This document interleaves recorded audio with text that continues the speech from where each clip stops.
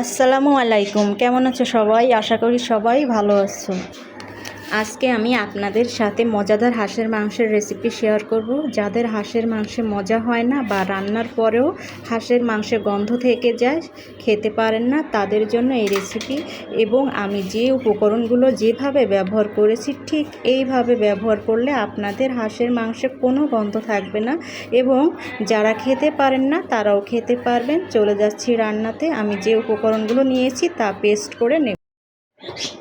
এখানে আমি নিয়েছি আদা, কালো গোলমরিচ, সাদা গোলমরিচ, দারচিনি, সাদা এলাচ, কালো এলাচ, 3টি পেঁয়াজ কুচি, কয়েকটি আস্ত রসুন, কয়েকটি শুকনো মরিচ, 1 চামচ ধনিয়া, 1 চামচ জিরা আর নিয়েছি মিষ্টি জিরা বা গোমরি।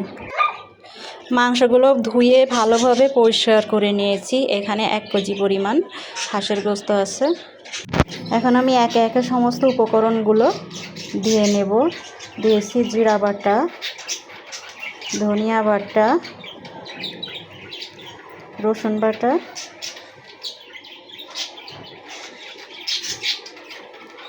আদা বাটা,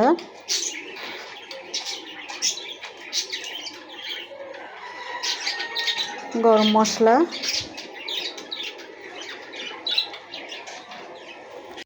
তারপর দিয়ে দিব আস্ত শুকনা মরিচ, দিয়ে দিব আস্ত রসুন। রসুনগুলো হাঁসের মাংসের সাথে দিলে অনেক মজা হয়। দিয়ে দিব পেঁয়াজ কুচি, স্বাদ মতো লবণ দিয়ে দিব।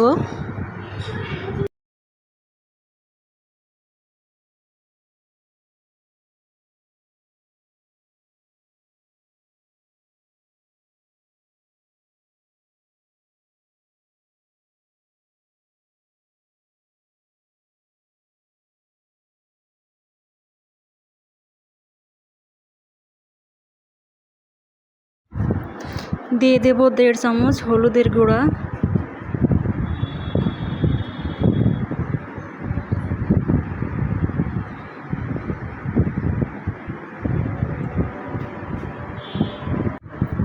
আর দেব 1.5 চামচ মরিচের গুঁড়া।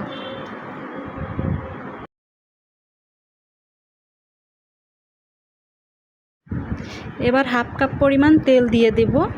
তেল দেওয়ার পরে মাংসগুলো সুন্দরভাবে মাখিয়ে নেব। মাখিয়ে আধা ঘন্টা রেস্টে রেখে দেব। আধা ঘন্টা পর মাংসগুলোকে চুলায় দিয়ে ভালোভাবে কষিয়ে নেব। তারপর কয়েকটি কাঁচামরিচ দিয়ে দেব। ভালোভাবে কষানোর পরে পরিমাণ মতো পানি দিয়ে দেব। পানি দিয়ে ভালোভাবে জাল দিতে হবে। এ পর্যায়ে আমার রান্না হয়ে গেছে। হাঁসের মাংস নামানোর আগে 1 চামচ ভাজা জিরার গুঁড়া দিয়ে দিব। আর এই ভাজা জিরার গুঁড়া দেওয়ার কারণে মাংসের স্বাদ আরও বেড়ে যাবে। আশা করি আজকের এই রেসিপিটি আপনাদের কাছে ভালো লেগেছে। আপনারা সবাই ভালো থাকবেন। আল্লাহ হাফেজ।